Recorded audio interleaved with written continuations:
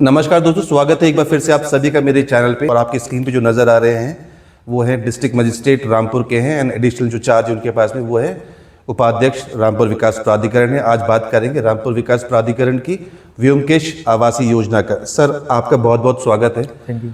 रामपुर विकास प्राधिकरण की व्योमेश आवासीय योजना जो लॉन्च आपने कर दी है काफ़ी समय के बाद जो आई है, इसके बारे में थोड़ा कुछ बता सकेंगे इन्वेस्टर्स पॉइंट ऑफ व्यू से भी और जो एंड यूज़र है, जो आपके रामपुर के जो नागरिक हैं, उन लोगों के लिए भी। बिल्कुल।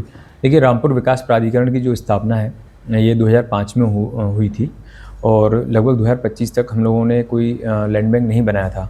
उसके बाद जो सीएम शहरी विस्तारीकरण जो योजना है माननीय मुख्यमंत्री द्वारा जो लॉन्च की गई थी, उसके तहत विकास प्राधिकरणों को एक सीड कैपिटल मिलता है। तो उसी के तहत हम लोगों ने एक जो आवासीय योजना है व्योमकेश आवासीय योजना, ये 170 एकड़ की गेटेड टाउनशिप है। इसका ज़मीन अधिग्रहण हम लोगों ने पूर्ण कर लिया है। इसके बाद हम लोगों ने इसका रेरा भी हासिल कर लिया है, रेरा नंबर है, और उसके तहत हम लोगों ने 8 अक्टूबर को इसको लॉन्च किया था और 1 महीने इसके लगभग ओपनिंग रहेगी फॉर्म्स की। अच्छा रेस्पॉन्स इसमें लोगों से मिल रहा है हम लोगों को। गेटेड टाउनशिप है, सारी इसमें सुविधाएं हैं। आपके 30 मीटर चौड़े रोड हैं, जितनी भी हमारी एमिनिटीज़ हैं वो अंडरग्राउंड रहेंगी, चाहे वो भूमिगत बिजली के जो कनेक्शन हैं, लाइनें हैं। जिस तरीके से आपने बरेली में पूरा डेवलप किया था इससे पहले जब आप उपाध्यक्ष थे बरेली विकास प्राधिकरण के, उसी तरीके से आप सब करेंगे जो होना है। प्लानिंग अमूमन वही है आवासीय योजना की। हमारा इसमें खुद रामपुर विकास प्राधिकरण का ऑफिस और जो पूरा सेटअप है इंक्लूडिंग रेजिडेंसीज जो होते हैं ऑफिसर्स के, वो भी हम लोगों ने इसमें प्लान किए हैं। इसके अलावा हम लोग आपको बता दें कि 100 जो हमारा इंटीग्रेटेड कोर्ट कॉम्प्लेक्स है जुडिशरी के लिए, उसको भी हम लोगों ने 30 एकड़ ज़मीन प्रस्तावित की है। हमारा इसमें एक स्पोर्ट्स स्टेडियम भी रहेगा, इंटीग्रेटेड जो गेम कॉम्प्लेक्स रहता है वो भी रहेगा। 21 पार्क हैं बड़े छोटे मिलाकर, एक सेंट्रल पार्क भी हम लोगों ने दिया 2.5 से 3 हेक्टेयर का। इसके अलावा ये ऑन NH हाईवे पर विकसित हो रही है। हमारा जो शहर है उससे एक रिंग रोड भी विकसित हुआ है, उसी रिंग रोड पर ये हम लोग योजना लेकर आ रहे हैं। 170 एकड़ की ये पूरी इंटीग्रेटेड एक तरीके से टाउनशिप रहेगी। और इसमें जो है प्लॉट एरिया किस किस साइज के रहेंगे? लगभग एक जो अप्रूव्ड हो गए। इसमें कई कैटेगरी हैं। जो सबसे छोटी कैटेगरी है वो 72 स्क्वायर मीटर की है और जो सबसे बड़ी कैटेगरी है वो 1000 स्क्वायर मीटर की है। इसके अलावा 800 square metre, 450 square metre, 288 square metre, 200 square metre और 162 स्क्वायर मीटर, ये कैटेगरीज हैं। और 1300 प्लॉट हम लोगों ने अभी फ्लोट किए हैं पहले लॉट के लिए। 1300 प्लॉट आपने सबसे बड़ी अभी तक उत्तर प्रदेश के जो भी विकास प्राधिकरण ने 1300 प्लॉट किसी ने भी एक झटके में नहीं निकाले, लेकिन आपने निकाल दिया सर ये वाला। और इसके साथ साथ सर EWS वाले की कुछ है यहाँ पर जो आर्थिक? जी देखिए, जो नियम होते हैं, बिल्डिंग बायलॉज होते हैं, उनको पूर्ण रूप से फॉलो किया गया है। EWS का जो है एरिया वो भी छोड़ा गया है। और रही बात जो नंबर ऑफ़ प्लॉट्स की, कितने सारे क्यों निकाले गए, तो उसका कारण ये था कि रामपुर में अभी तक कोई वेल डेवलप्ड प्लान और किसी भी प्राधिकरण के स्तर से या कोई प्राइवेट बिल्डर की स्तर से कोई ऐसी टाउनशिप थी नहीं। तो अभी हम लोगों ने, क्योंकि डिमांड भी अच्छी है मार्केट में, त्योहारों का सीज़न है, तो इस प्रकार से 1300 प्लॉट हम लोगों ने लॉन्च किए हैं। लगभग अधिग्रहण भी हमारा पूरा हुआ है, रेरा भी हम लोगों को मिल चुका है और इसको हम लोग बहुत ही जल्दी, लगभग 2 से ढाई साल के अंदर हैंड ओवर भी करा देंगे। और इसमें आपने अभी जो क्लोजिंग है शायद 8 नवंबर का है, और जो काफ़ी लोग पूछते हैं, इन्वेस्टर्स भी हैं, जो आम नागरिक भी पूछते हैं कि इसका जो लकी ड्रॉ की पारदर्शिता के बारे में लोग जानना चाहते हैं कि कैसा रहेगा वो। देखिए, 1 महीने का जो अप्लाई समय होता है, 8 अक्टूबर से लेकर 8 नवंबर है हमारा। उसके बाद हम लोग लगभग 7 दिन स्क्रूटनी के लिए देते हैं, जिसमें फॉर्म्स को स्क्रूटनी में डाला जाता है कि किसने किस चीज़ के लिए अप्लाई किया है। फिर उसको हम लोग कैटेगराइज करते हैं। उसके 7 दिन के बाद फिर हम लोग उसको लॉटरी पब्लिक के सामने होती है, उसकी हमारी एक डेजिग्नेटेड टीम बनती है और बहुत ट्रांसपेरेंट होता है। जो भी जितने भी एप्लीकेंट हैं वो सब अलाउड हैं। एक पहले ही नोटिस हमारा जारी होगा कि इस डेट को इस जगह इतने बजे लॉटरी इसकी निकाली जाएगी। मतलब जितने भी एप्लीकेंट है सभी के सामने निकालेंगे आप, जी, जैसे नॉर्मली होते ही हैं? जी बिल्कुल, जैसा अन्य प्राधिकरण करते हैं फिजिकल रूप से, और बहुत ट्रांसपेरेंट रहता है। इवन जो स्क्रूटनी के बाद हम लोग अपना जो पूरी लिस्ट डिस्प्ले करते हैं अपनी वेबसाइट पर, उसमें अगर किसी को आपत्ति हो तो वो अपनी आपत्ति दे सकता है विदिन अ टाइम। जो पंजीकरण है वो ऑनलाइन है, ऑफलाइन चल रहे हैं आपके?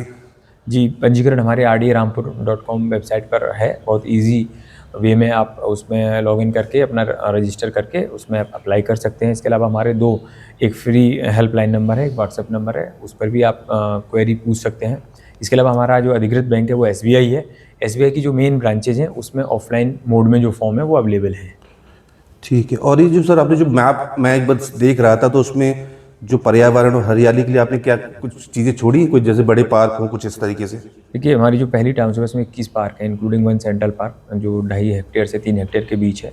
इसके अलावा हमारा इसमें जो ग्रीन कवर है, इस पर बिल्डिंग बैलोस है, 15% से ऊपर इसमें ग्रीन कवर है। काफ़ी अच्छा इसमें क्या कहते हैं, हम लोगों ने ग्रीन बेल्ट भी डेवलप किए हैं। इसके अलावा हमारा जो बगल में जो लगभग 30 हेक्टेयर एक ऑलरेडी मास्टर प्लान में ग्रीन बेल्ट है वो है, वहाँ पे हमेशा ही एक तरीके से वो ग्रीन एरिया रहेगा। तो इस प्रकार से ये काफ़ी NH पे टाउनशिप आ रही है। हमारी जो दूसरी टाउनशिप है वो भी इसके सामने ही है, तो 264 एकड़ की वो दूसरी टाउनशिप है हमारी। तो 170 से बढ़ा दिया, 264 के करीब होगी वाली, वो भी काफ़ी बड़ी होगी योजना। जी, वो हमारी जो दूसरी टाउनशिप है वो स्पंदन आवासीय योजना के नाम से है और 264 एकड़ उसका एरिया है। किसानों की सहमति हम लोगों ने प्राप्त कर ली है। शासन से भी हम लोगों को CM शहरी विस्तारीकरण में बजट मिल चुका है। उसके रजिस्ट्रियाँ जो हैं वो अगले हफ्ते से हमारी चालू हो जाएंगी। हम लोगों का प्लान रहेगा कि बाय द ईयर एंड जो योजना है स्पंदन आवासीय योजना, उसको भी हम लोग लॉन्च कर पाएँ। मैं ये पूछना चाहूँगा सर कि आप कुछ संदेश देना चाहते हैं रामपुर के नागरिकों को जो इसमें अप्लाई करना चाहते हैं, और कोई इन्वेस्टर्स जो इन्वेस्ट करना चाहते हैं तो यहाँ निवेश करें, तो क्या सोच के करें, क्या उनको कुछ रिटर्न्स भी मिलेंगे या नहीं मिलेंगे? देखिए हम लोग जो आवासीय विकास योजना ये लेकर आ रहे हैं, 3 पर हम लोग काम कर रहे हैं। रामपुर विकास प्राधिकरण 3 योजनाओं पर काम कर रहा है। एक तो आपका VOMKS है जिसको हमने लॉन्च किया है जी। स्पंदन आवासीय योजना जो दूसरी है उसको हम लोग क्या कहते हैं ज़मीन अधिग्रहण में हम लोगों का रजिस्ट्रियाँ चालू होंगे। तीसरी हमारी जो स्कीम है उसकी भी हम लोगों ने प्लानिंग कर रखी है ग्राउंड लेवल पर, वो सबसे बड़ी स्कीम होगी, वो लगभग 710 एकड़ की है। हाँ, वो आप बता रहे थे 710 एकड़ में इंडस्ट्रियल जी भी आएगा, इंडस्ट्रियल पार्ट भी रहेगा उसमें, इवन ट्रांसपोर्ट नगर भी रहेगा। वो एक इंटीग्रेटेड और एक तरीके से कॉम्बिनेशन है, क्योंकि हमारे जनपद में एक ट्रांसपोर्ट नगर की भी बहुत ज़रूरत है, वो हमारे पास है नहीं, तो विकास प्राधिकरण ही उसको टेक ओवर करेगा और उसको डेवलप करेगा। इसके अलावा जो हमारा रिंग रोड है, शहर का जो ट्रैफिक है, अगर आप देखें रुद्रपुर जाने के लिए, नैनीताल जाने के लिए, तो शहर के अंदर से जाना होता है। अभी NHAI द्वारा रिंग रोड का विकास किया जा रहा है और जनवरी एंड तक ये रिंग रोड हमारा पूर्णतः तैयार हो जाएगा, तो ट्रैफिक स्मूथ काफ़ी रहेगा शहर का। जो रिंग रोड है लगभग इसके करीब ही पड़ेगा, VOMKS के भी पास पड़ेगा, और जो इंटीग्रेटेड टाउनशिप उसके करीब ही पड़ेगा वो। हाँ बिल्कुल, जो हमारी तीनों टाउनशिप हैं वो NH पे हैं और ये एक लोकेशन प्रायोरिटी है। इसके अलावा जो प्राधिकरण जो टाउनशिप है या जो भी आवास विकास योजना लेकर आता है, एक तो वो डिस्प्यूट फ्री रहती है, किसी प्रकार के कब्जे का भय नहीं रहता है। और हमारी जो दोनों टाउनशिप हैं ये तो गेटेड हैं, और गेटेड टाउनशिप एक सुरक्षा का भी भाव देती है और एक अच्छा इन्वेस्टर के रूप में भी इसको देखा जा सकता है। जो लोग एज ए इन्वेस्टमेंट भी अपना पैसा यहाँ लगाना चाहते हैं तो वो सेफ साइट्स पे लगा सकते हैं। बहुत ही वाजिब रेट पर हम लोगों ने इसको लॉन्च किया है और बहुत मॉडर्न एमिनिटीज़ के तहत हम लोग इसको डेवलप कर रहे हैं। इवन हम लोगों ने आर्मी से भी एक जो टैंक लिया है T55, जो मेन गेट की एंट्री पर लगेगा, वो भी हम लोगों को मिल चुका है, उसकी भी परमिशन आ गई है। अच्छा, टैंक लगेगा मेन गेट पे, काफ़ी बड़ा जो हमारा एक एंट्रेंस पे एक अवधारणा है कि जो सरकारी अथॉरिटियाँ होती हैं उनका जो टाउनशिप होता है वो बहुत एक तरीके से बेसिक होता है उसमें, और प्राइवेट की जब आप टाउनशिप देखते हैं प्राइवेट बिल्डर की, तो उसमें आपको अंतर मतलब फील होगा। मतलब प्राइवेट बिल्डर्स को भी टक्कर मिलेगी इसमें? बिल्कुल निश्चित ही, उसी के ही तर्ज पर ये डेवलप की जाएंगी। बहुत ही अच्छी उच्च गुणवत्तापूर्ण इसमें कार्य होगा। मॉडर्न एमिनिटीज़ हैं, किसी भी प्रकार से आपको ऐसा फील नहीं आएगा कि कहीं भी प्राधिकरण ने किसी भी चीज़ से समझौता किया है। ठीक है। और सर इसमें मैंने देख रहा था, ब्रोशर भी एक बार देखा था मैंने कि इसमें जो पेमेंट प्लान को लेके था कि आप लोग कुछ वरीयता दे रहे हैं अगर कोई एक मुश्त पैसा जमा कर देगा उनको। हाँ देखिए, 2 प्लान मोड है हमारे, वो कंफर्म मतलब हाँ मिलेगा? That is confirm. P1 and P2, पहले जो लॉट निकलेगा वो P1 मोड का निकलेगा, जो एक मुश्त पैसा देना चाहेंगे, और उसके बाद जो हमारे प्लॉट बच जाएंगे वो फिर P2 मोड में जाएंगे। उम्मीद तो मुझे यही लग रही है कि सभी लोग डाउन पेमेंट ही अप्लाई करेंगे यहाँ पर। हाँ, P1 में ही देखते हैं जैसा होता है। कई अथॉरिटियाँ P1 P2 मोड में जाती हैं, नोएडा की जितनी भी अथॉरिटियाँ हैं, नोएडा, ग्रेटर नोएडा, इवन ईडा भी P1 P2 मोड पे ही जाती हैं। और जैसा एप्लीकेशंस आएंगे, अगर P1 में हम लोगों का सेचुरेशन हो जाता है 1300 प्लॉट का, तो फिर वहीं पर वो हॉल्ट कर दिया जाता है। अगर उसके बाद प्लॉट बचते हैं तो हम लोग P2 मोड का लॉटरी एग्जीक्यूट करते हैं। ठीक है sir, thank you and thank you very much. और आपको बहुत बहुत बधाई, आने वाले जो प्रोजेक्ट है आपके जो 3 प्रोजेक्ट हैं उसके लिए बहुत बहुत बधाई और शुभकामनाएं।